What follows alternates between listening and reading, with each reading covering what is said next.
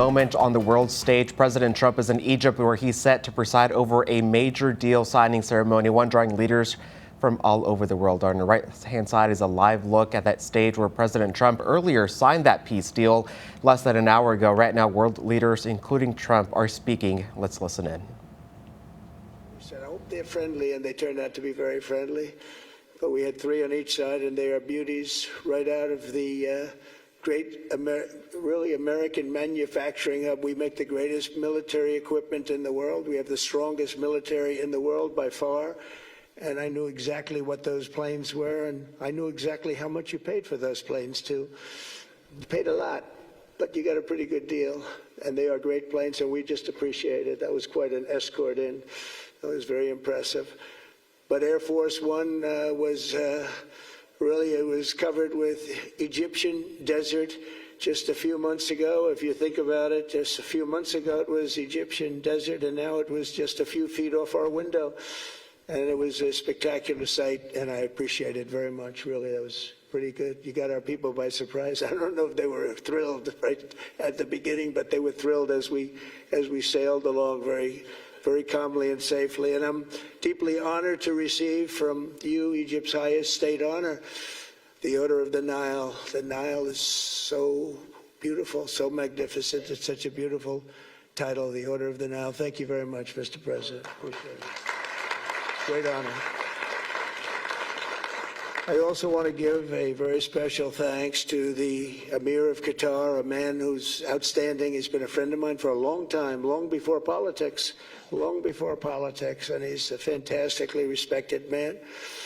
His Highness Sheikh Tamim is respected by everybody. He's respected by everybody, and in the most positive way, not only because of power, because of his heart. He's got a tremendous heart, and he's a great leader, and his country loves him. Thank you very much for being here. It's an honor. Let me also express our condolences to the Qataris on the tragic car crash that claimed the lives of your cherished diplomats, some of whom were known by our people, and they were supposed to be incredible people. So please extend our sorrow and best wishes. That was tough. That was really tough. On this extraordinary occasion, I also want to give our sincere thanks to President Erdogan of Turkey. He's always there when I need him. He's such a tough guy. He is tough as you can be, but we love him. And when they have a problem with you, they always call me to handle it. And usually I come through. We just have a good relationship, and we have from the beginning. And so I want to thank you very much and say hello to your wife, your beautiful wife. And it's great to be with you. Always there. When I need him, he's always there. Thank you very much, Mr. President. And I also want to thank, I just spoke to him on the phone, His Royal Highness Crown Prince Mohammed, Saudi Arabia, a special friend of mine. We're listening to President Trump speaking in Egypt after signing that peace deal in the Middle East, one that involved multiple countries in that region. And just this morning, President Trump spoke to Israel's parliament, calling the ceasefire a historic dawn in the Middle East. He praised what he described as a new era of peace in the region as he shook Benjamin Netanyahu's hand. Be clear to everyone throughout the region that decades of fomenting terrorism and extremism, jihadism and anti-Semitism have not worked. They haven't worked. They've been a disaster. They've just killed.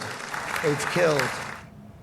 Well, President Trump's trip to the Middle East comes at a pivotal moment as the world celebrates a peace deal that stopped the fighting in Gaza and reunited families torn apart by war. Natalie Brandt has more. Reunited after 2 years of captivity. The 20 living hostages released today are finally embracing their families. Cheers erupted in Hostage Square in Tel Aviv as crowds gathered to watch coverage of the hostages' return and President Trump's speech before Israel's parliament. This is not only the end of a war. This is the end of an age of terror and death and the beginning of the age of faith and hope and of God. President Trump, who helped broker phase 1 of the ceasefire deal, used the address to lay out his hopes for lasting peace in the Middle East and the future of Gaza. The total focus of Gazans must be on restoring the fundamentals of stability, safety, dignity, and economic development so they can finally have the better life that their children really do deserve after all these decades of horror. As part of the truce, Israel is releasing nearly 2,000 Palestinian prisoners, some of whom were greeted by throngs of people in the West Bank and Gaza. Humanitarian aid is also expected to surge into the war-torn region. It's peace in the Middle East, and everybody said it's not possible to do. And it's going to happen, and it is happening. It's before your very eyes. President Trump and leaders from more than 20 nations are attending a summit in Egypt to celebrate the deal, but also discuss the more challenging next phases that will address governance of Gaza and disarming Hamas. Natalie Brand, CBS News, the White House.